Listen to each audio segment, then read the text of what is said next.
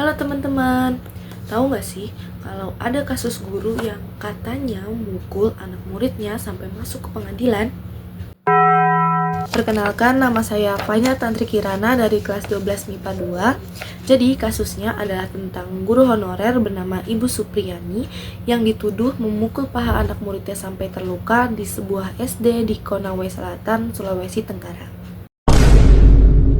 Setelah dilakukan persidangan di ruang sidang persidangan negeri Andolo, Konawe Selatan, dinyatakan bahwa Ibu Supriyani bebas dari segala tuntutan hukum.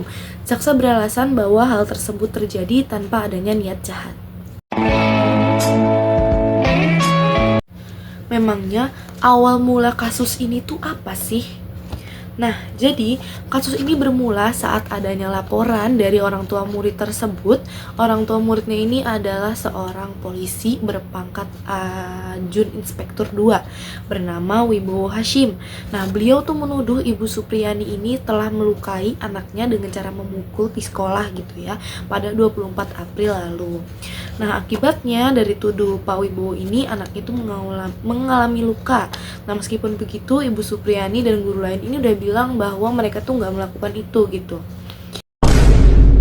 Tapi meskipun begitu, seharusnya persoalan tentang kenakalan anak atau kenakalan remaja di sekolah dan ada guru yang ingin mendisiplinkannya seharusnya tidak dibawa ke ranah hukum. Nah, setelah menerima tuduhan tersebut, polisi juga sudah mempertemukan Bapak Wibowo dan Ibu Supriyani, namun belum juga menemukan titik temu.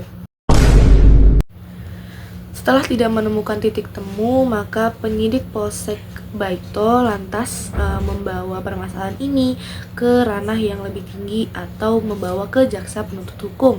Nah, kejaksaan itu memiliki peraturan nomor 15 tahun 2020. Regulasi ini mengatur penghentian penuntutan berdasarkan keadilan restoratif. Nah, tapi kejaksaan itu punya berkas penyidikan kasus Supriyani itu udah lengkap. Nah, karena udah lengkap, jadi mereka melimpahkan perkara tersebut ke pengadilan. Nah, di pengadilan, Ibu Supriyani ini didakwa melakukan penganiayaan terhadap anak. Dia itu dijerat pasal 80 ayat 1, Jungto pasal 76C UU Perlindungan Anak serta pasal 351 KUHP. Nah, selain betapa merembet dan besarnya masalah ini juga banyak bikin guru takut.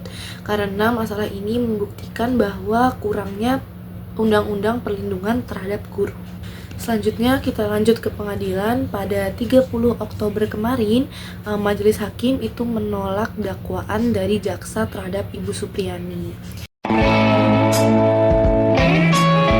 Maka kesimpulan dari tuduhan tersebut adalah bahwa Ibu Supriyani memang melakukan pemukulan terhadap anak tersebut sebanyak 1 kali, namun tanpa adanya niat jahat. Nah, lalu bekas luka yang dituduhkan oleh bapaknya itu berasal dari mana?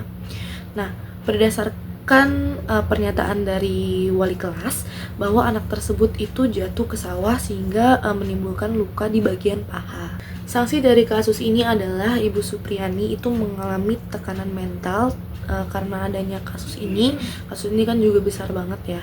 Nah, karena kasus ini juga besar banget, jadi Ibu Supriyani itu akan menuntut pihak-pihak yang sudah merugikan nama Ibu Supriyani. Setelah adanya kasus ini, menurut saya solusi yang bisa diberikan adalah dengan menambahkan atau memperbanyak undang-undang untuk melindungi profesi guru di Indonesia.